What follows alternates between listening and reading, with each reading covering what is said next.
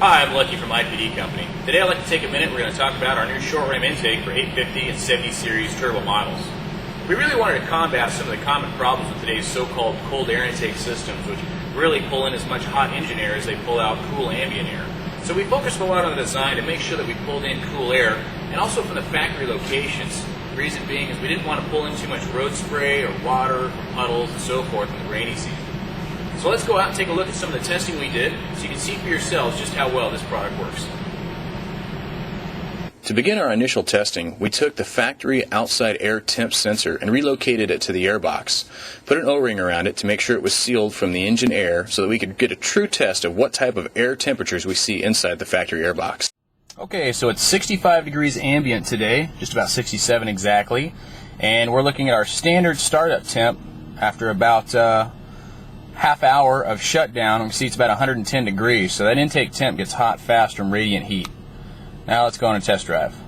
Okay, now we're rolling down the road about 40 miles an hour. You can see the intake temps are slowly starting to drop off there. About 108 degrees. We started at 110. Outside ambient air right now is about 70 degrees, give or take. We kind of hit the valley here, so it's a little warmer.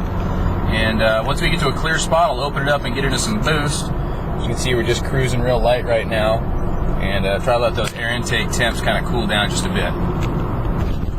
Alright, so we've been cruising about a mile or so now, and our intake temps have dropped down about 88 degrees Fahrenheit.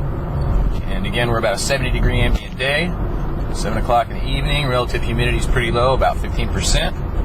And floating about 88, 89 is going to be the minimum we're going to get here on this. All that radiant heat from the engine bay is just soaking into that intake system.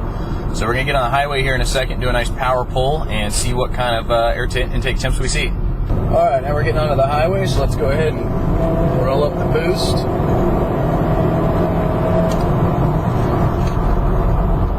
That's a good little pull there. See, air intake temps don't really shift that much under load on the inlet air coming into the turbo, and the reason for that is that we've got a good amount of airflow that's flowing through that sensor, prevents the air from kind of stacking up or backlogging in the intake system.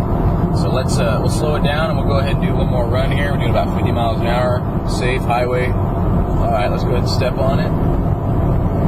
And there's the boost coming up.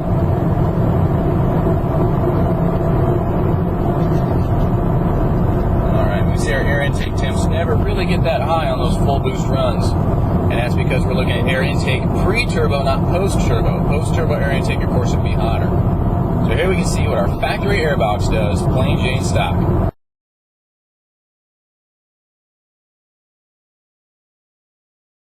Into the store for about 5 or 10 minutes, and we can see just on coming out, with the engine idling, we've already crept back up to about 118 degrees in heat soak. So it gets pretty hot. And again, it's on a 70 degree ambient day. Now that we've installed our new IPD short ram and our outside air temperature sensor, let's go do some testing and see how the IPD short ram compares.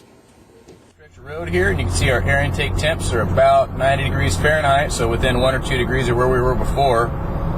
So really not surprising at all, pretty much what we expected. But that short ram, that much lower amount, or the shorter amount of distance that we have to travel through to get to the turbo has actually been reduced, and that helps our spool up time. So we see that horsepower gain without seeing a decrease in the coolness of our intake charge. So we're looking pretty good within a degree or two. I'm real happy with that. We'll get on the highway, do a pull. All right, we're getting back on the freeway now. We're going to taper back to about 50 miles an hour, and we'll do a full boost run and see if any changes in our air intake temps. And here we go.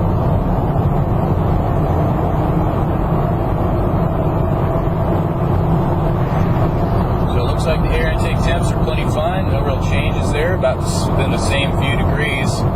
But we definitely feel the boost come in a lot sooner, and that means that we're going to be making power earlier. So that's a good thing, we're happy with that. And no sacrifice in engine air intake temps to any real degree. So, good day.